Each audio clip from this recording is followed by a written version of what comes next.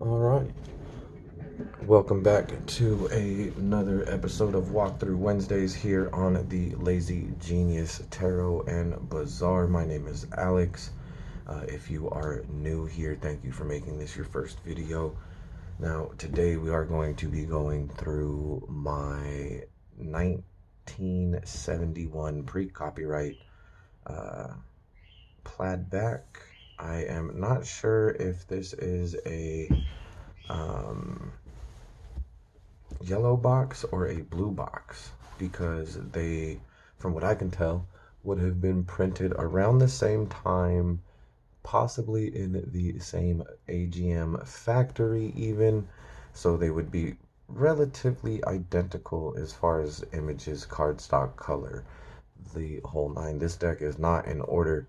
Um, so I am going to put it back in order before we go through the cards, but uh, while I've got them in my hand, here are the backs. I don't know if you can see it on the camera, but there's definitely evident yellowing in the cards here. Um, Definitely gives it like that old actual vintage feel. Gotta love that. It's really prevalent on some cards. From what I know, from the person that I purchased this deck from, they got it from somebody that used it as their work deck, like their working deck, at a shop for something like 30 years. So it is a very well worn, well loved deck. It actually reads great. I love this deck. Um, So I do still use it. It was a workhorse for a number of years. It's held up perfectly fine. So I am going to continue the legacy there and continue to use it as a working deck. So I do reach for this one quite often. Uh, Definitely like this one. And you'll see that there is no copyright there. I got it without the box, so I did get it for a steal, which is why I don't know whether or not it's the yellow or the blue box edition. Um, of the pre-copyright there. But like I said, according to everything that I have seen or read, it looks like the yellow box and the blue box pre-copyright decks would have been printed from the same factory by AGM around the same time. So um, pretty close there either way. And give me just one moment. I will reorder the cards and we will go ahead and take a look at those. All right, I have them reordered, so they are back in their natural order here. Just real quick, you'll see I do keep it in this sort of pouch that rolls up or rolls out into like a small reading cloth here. It is big enough for a 5-card spread when it is laid out all the way. So that's pretty cool.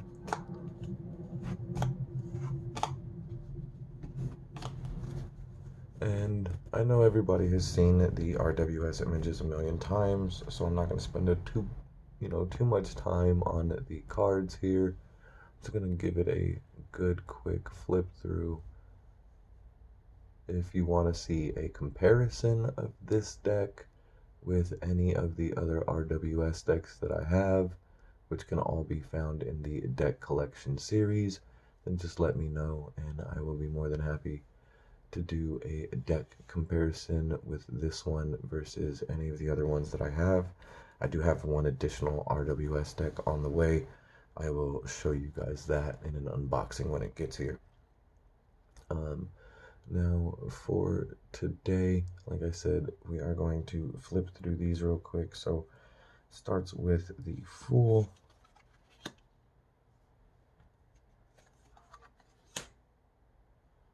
High Priestess, Empress, Emperor, Hierophant, the Lovers, the Chariot, Strength, the Hermit, Wheel of Fortune, Justice. I really like the line work on this deck, the Hanged Man. It is very clear line work. You can actually see the details, like in the Death card. Nothing is muddled at the bottom. You can clearly see the details in every one of the figures. So I definitely appreciate that about the older deck here, the pre-copyright. Here's the Devil. I would also like to point out, since I have the cards in front of me, that the similarities between the Lover's card and the Devil card are quite striking when you look at it here. If you look, there's on both cards an angel and the devil standing over the couple there. Now you'll notice that in this one they are in bondage here. And now if you look, the imagery also connects across because you've got them both standing in the same positions. You've got the man here, the woman here, man here, woman here. Now the man's tail actually is a flame at the end of it. The tree behind the man on the Lover's card has all of the flames on it. Same thing with the woman. Her tail is the bundle of grapes, and then behind her you have the fruit tree with the snake curling up the tree there. So a lot of the imagery sort of crosses over from one side to the next. Here it's a very light and bright card. Here it is very dark. I actually see these two cards as opposite sides of the same coin most times. Now, that could mean, positive relationships, negative relationships. It could mean, positive business partnerships, negative business partnerships, things that make you feel, trapped by something, be that a contracted business partnership or a relationship you feel you can't get out of, whatever the case might be, however you want to read that. But I do kind of see these as extensions of each other or opposite sides of the same coin there, just because the imagery on them is so similar when you really take a look at them. So there's that little tidbit. Just thought I'd throw that in there real quick because it crossed my mind when we got to the Devil card here. Here is the Tower, Star, the Moon, the Sun, Judgment,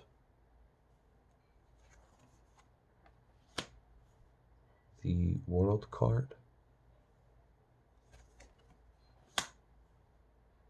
and into the wands we go. Here we have the Ace,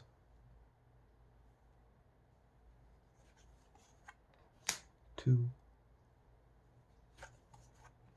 3, 4, 5, 6, 7, 8, 9. Here's one of those cards where if the line work is too muddled, you start to lose a lot of detail in the wands behind him, but here it's very clear because of that clear line work. Same thing with the 10. Here we have the Page, Knight, Queen, and King. Into the cups we go. Here we have the 2, 3, another card that usually gets very muddled when the line work gets blown out like it does in some decks. But again, very clear printing here. You can see all of the details in the card quite well. And then the 6, another one of those cards. So the clear line work definitely helps make out everything that's going on. 7, 8, the 9. This is one of those cards that really gets blown out sometimes. And see, here's a little bit more evidence of aging on the cards here.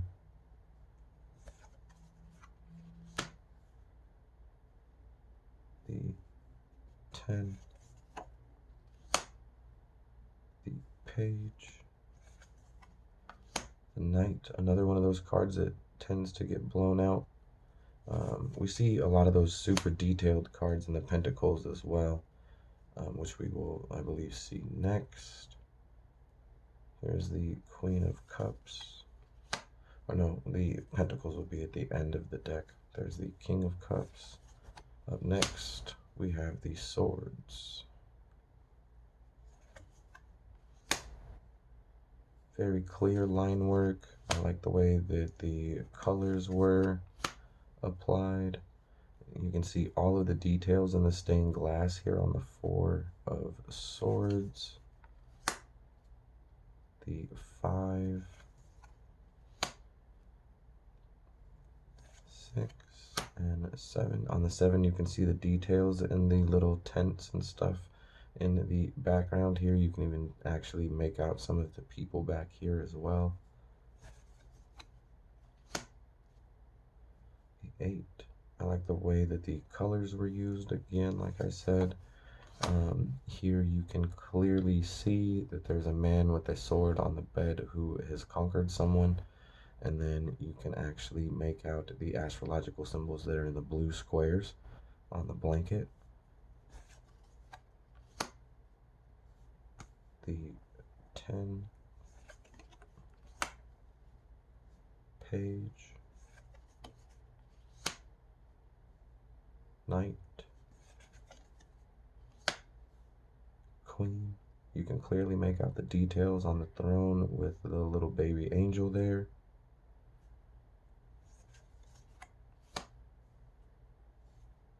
The king.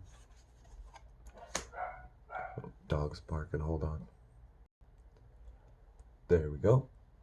And to pick up where we left off, we have the Ace of Pentacles. You can make out a lot of the details in the garden here quite well. Here we have the 2 of Pentacles, the 3 of Pentacles. You can see the details on their faces rather clearly. The colors have really nice gradients on them. Here is the 4 of Pentacles. You can clearly see the details in the little town or city behind him there in the background. Here is the 5 of Pentacles, also another one of those cards that gets quite muddled. Here you can actually kind of make out that you are looking at 2 people walking in a snowstorm in front of what looks to be a church's stained glass window. You can make out the details on the flowers and everything else quite clearly. So I definitely like the line work on this one here. It makes for reading the images pretty easy because you can see everything on them quite well. I like how they incorporated the coloring in the leaves here, so it looks like as if it is still growing, because you have some leaves that are dead and dying and others that are bright and just coming in, and others that you can tell are in the mid stages there. Here we have the 8 of Pentacles. And the 9 is another one of those heavy line work cards where in this deck you can see all of the details there in the grape bunches on the vines behind her and all of the grape leaves. And the pentacles, you can see the details on her dress. You can even make out the house in the background, so pretty clear. Here's one of the really tester cards to see just how blown out the lines are, or if it's going to be clear to read. So here you can actually make out that this gentleman has the long beard. You can see his face versus his hair, so it doesn't look like one muddled picture. You can make out the details in his robe here with the grape bunches, the symbol on the back. You can clearly see his hand petting the dog. You can make out the plaques on the wall. You can see the details in the kid's face back here in the background as he's petting the dog there in front of him. The face on the woman standing just in front of the kid. You can see all of the details very well in this one. So it's just a testament to the line work of the deck. Definitely happy I have this old pre-copyright version. Definitely a clear, easy deck to read. And again, I like the way that they used the color gradients on the cards there. The Queen of Pentacles, another heavy line work card there that you can still see all of the details quite clearly in. Same thing with the King here. Again, you can make out all of the details in the grape bunches on his robe. You can clearly see the details for the Staff and Pentacle, the bull heads on the back of his throne there and on the front. You can clearly make them out. You can see the flowers on the ground over here. The details in his crown, the details in the building behind him. Looks like a portion of the castle maybe. So you can see all of the detail. You can even make out the detail in his armor on his foot here that he's got up on the rock. So you can see a lot of the detail in there, because it is an old, a rather old, rather well used deck. It is not quite as thin as it once used to be. For comparison here, we will look at the 91 yellow box that I have and see just how they compare. So this is the 91 yellow box on the left, and then the 71 pre-copyright on the right there. And you can clearly see that over the years, there's been some girth added to these cards because of the being shuffled and used so frequently there. So there is definitely signs of wear in the deck. You can feel the energy of it. It feels strong, like it reads clear. The deck knows exactly what it's doing because it's been doing it for so long. So it's definitely really easy to work with. I love the energy of this deck, so I'm definitely glad that I have it, even if it is without the box. I do keep it here in this sort of pouch slash reading cloth where I can just wrap it up and then tie it when I get done. So that is how I store that guy, because again, he didn't come with the box. But that is the 1971 pre-copyright RWS deck. Again, like I said, not sure if it's the yellow or the blue box. If any of you out there can tell just by the cards alone, please leave it in the comments. It would be nice to know which one I have here. Past that, again, I would like to thank you for coming back, and if you are new here, thank you for coming in the first place. If you did like what you saw, please hit the subscribe button down under the video, and I will see you guys on the next one. I appreciate you for coming along, and talk to you then.